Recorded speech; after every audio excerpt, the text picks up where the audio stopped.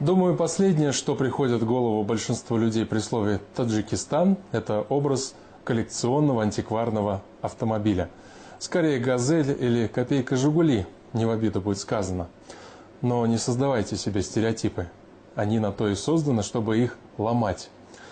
В республике много настоящих ценителей, фанатов ретро-автомобилей. В поисках какого-нибудь грузовика военного времени или Кадиллака, выпущенного ограниченным тиражом в 50-х, они ездят по дальним весям и кишлакам.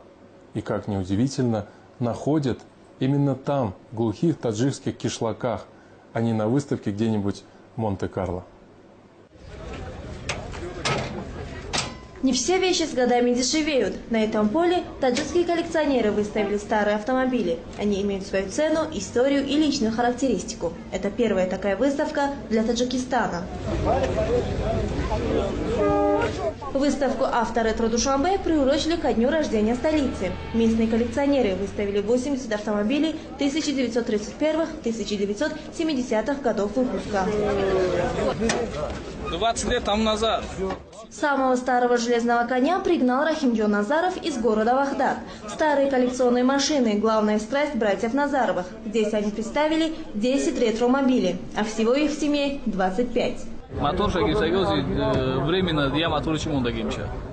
«Опель Адмирал» – старейший и самый дорогой автомобиль в стране. Особая гордость Назаровых. На сборку и ремонт Рахимджон потратил почти 20 лет жизни. Но какие-то запчасти не может найти до сих пор. Для «Опель Адмирал» найти запчасти очень сложно. Какие-то мы приобретали за рубежом, некоторые переделывали сами. Сборка таких автомобилей – очень тяжелая работа, требующая терпения. Сейчас осталось немного доделать. Как все закончим, тогда подарим городу. Абдушукур Одинаев никому не собирается дарить свой боевой автомобиль, не думает и о продаже, хотя ему постоянно предлагают хорошую цену. Это бронированный автомобиль. На нем в советское время ездили только первые лица республики. Советский лимузин – так называет свой автомобиль Абдушукур. Когда он его покупал, у него не было ни мотора, ни карбюратора, ни кардана. Коллекционер собирал каждую гаечку по всему бывшему Союзу и сделал все собственными руками. Лимузин по всем меркам раритетный. Эту марку выпустили в 30-х годах в количестве всего 12 штук.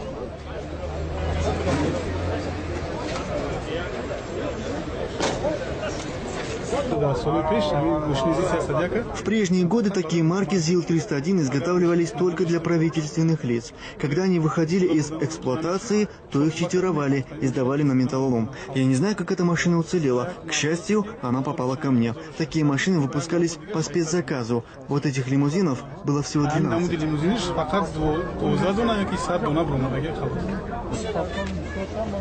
Выставка коллекционных автомобилей стала неожиданным подарком для неизбалованных душанбинцев. Видя такой интерес, власти города предложили клубу ретроавтомобилистов помещение для их драгоценных антикварных экземпляров. Антикварными автомобилями в Таджикистане владеют и министры, и простые смертные. Это особая национальная любовь. Попавшие на выставку, иностранные экспаты не скрывали удивления, что в такой небогатой стране есть такие авто и такое сообщество коллекционеров-фанатиков.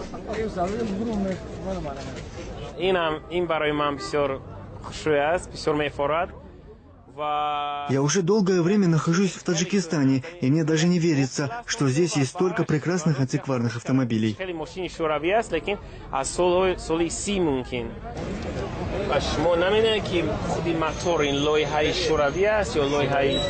Англичанин Дэвид Харпер в Душанбе впервые увидел модель старой европейской машины. Это знаменитый «Опель», который делали на заказ для первых лиц государств.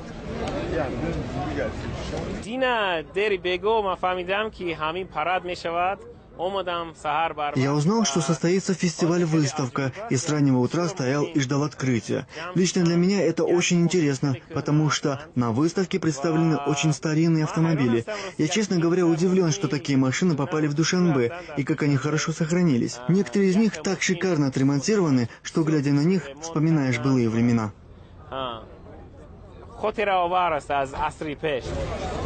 Владельцев коллекционных авто мало интересует их функциональное предназначение. В данном случае машина как раз роскошь. Для них важнее возраст и история. Автомобиль Рустамбека Рауфова привлек всеобщее внимание именно своей историей.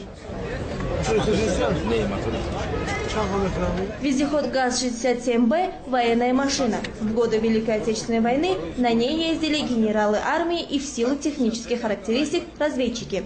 Такой больше ни у кого нет, говорит хозяин.